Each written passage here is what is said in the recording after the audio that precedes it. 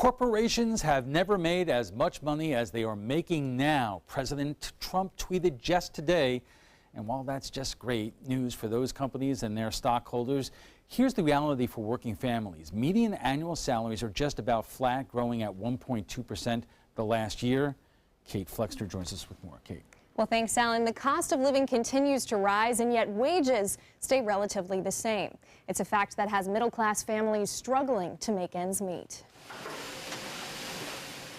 By most standards, the economy is thriving. Home prices are soaring and the markets are hitting new highs. Still, thousands of middle-class families are struggling to make ends meet. That's because while productivity is up 72% since 1979, real median wages have only risen about 9%. To put it in perspective, in the post-World War II economy, real median wages increased 91% in just 25 years. So what's to blame? Director of Fixed Income at Cumberland Advisors, John Musso, points to the economic downturn. The fact that wages have been slower to respond and haven't really shown any signs of inflation is really a byproduct of how severe the recession was. He also points to globalization, a platform on which President Trump built much of his campaign. As American jobs are exported overseas, Musso says it's forcing workers into lower-paying jobs. Particularly blue-collar jobs moving to lower wage areas. Not to mention the ballooning cost of employee benefits, a fact that's caused serious growth in part-time workers. The Economic Policy Institute reports 6.4 million Americans are involuntarily working part-time. That's an increase of more than 40% since the Great Recession. And Musso says it's a sign of an incomplete recovery.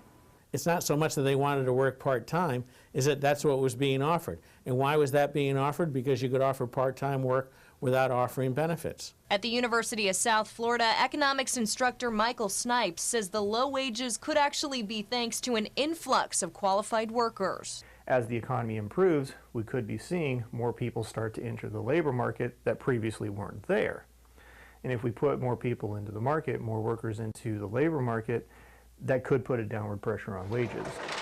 As for the loss of blue-collar jobs, he suspects technological advancements are more likely to blame than globalization. That's certainly a contributing factor, but by and large, part of the reason why we're seeing lower skilled individuals becoming more unemployed is that those jobs are getting replaced by technology. But as the cost of living continues to rise and wages remain stagnant, Snipes says it's a dangerous game for our overall economy. If my wages stay exactly the same or my income stays exactly the same but prices are going up, I can afford to buy less stuff.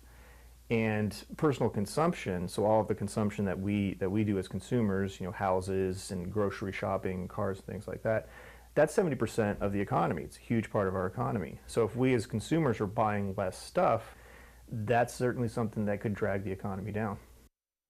It's also important to note the unemployment rate is the lowest it's been since before the 9/11 attacks. Kate, thank you. Coming up, an economist, a conservative, and a Democrat debate the plight of stagnant middle-income wages when we take it to the trapezoid.